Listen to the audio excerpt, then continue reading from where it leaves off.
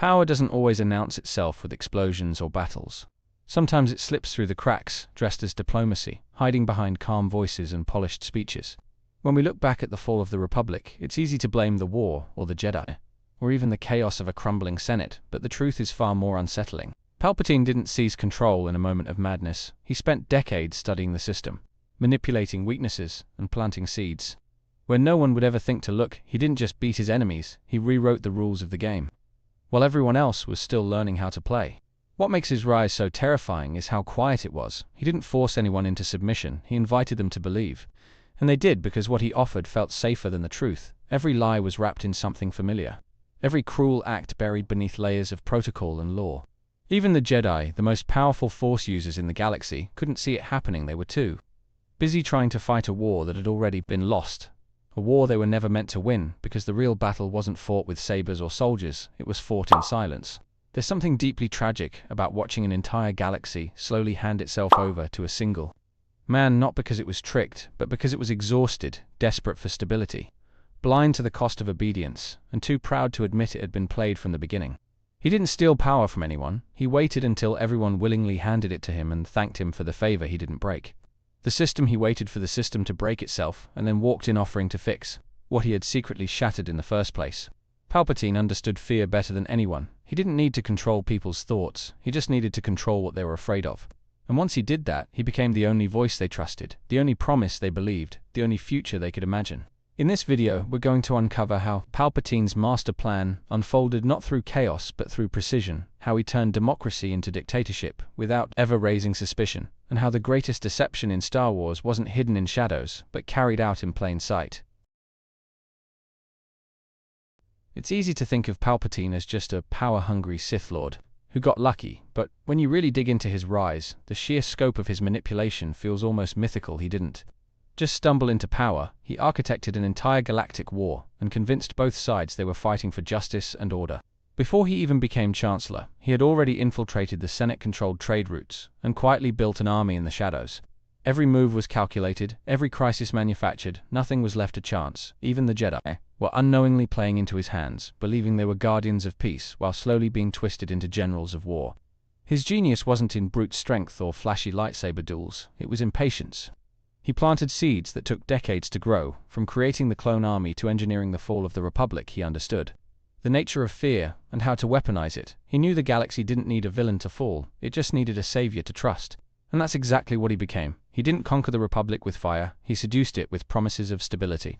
He made chaos look like an accident, and order seem like salvation by the time anyone realized what had happened. The Empire wasn't forced upon them, it was welcomed with applause. What makes Palpatine's plan so terrifying is how he controlled both sides of the war. He was the mastermind behind the Separatists as Darth Sidious, and the leader of the Republic as Chancellor. It was a galactic puppet show, and he was pulling every single string. The Clone Wars were never meant to have a real winner. They were a distraction, a tool to exhaust systems, drain resources, and breed dependence. He made the Republic desperate for leadership and the Jedi desperate for victory, while orchestrating defeats and victories on both ends. Every death in that war served his vision. Every battle gave him justification to expand his authority. It's horrifying when you think about it. None of it needed to happen, but he made it inevitable. He painted the Jedi as heroes until they looked like tyrants, and framed the Separatists as villains until they looked like freedom fighters.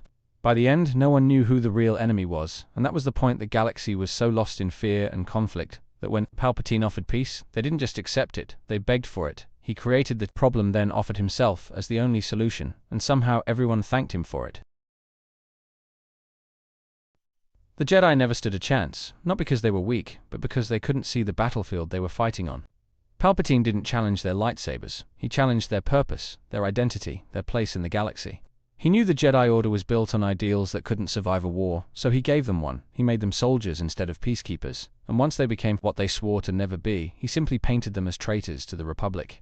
They walked straight into his trap with good intentions and noble hearts, but they were blind to the truth. They were enforcing the will of a corrupt Senate, fighting a war that had no moral side, and losing their soul piece by piece in the process.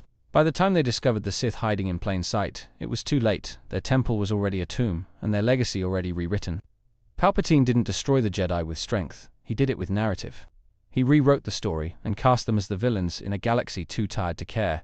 The clones were never born, they were built not to live but to serve, And even in that service, they were pawns. In a game they didn't even know existed, they fought bravely, died loyally, and when their purpose was fulfilled, they were discarded like broken tools.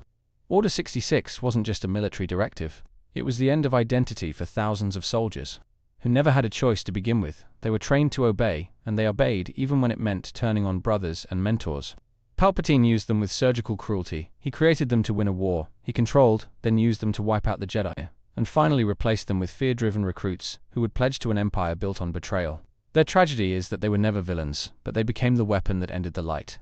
They were loyal to a system that never saw them as anything more than assets, and when their usefulness ran out, the galaxy forgot them just like he planned. Palpatine's greatest weapon wasn't the Force, it was illusion. He didn't need to strike fear with lightning or command with a blade. He simply told people what they already wanted to hear, and he told it to them with confidence and calm.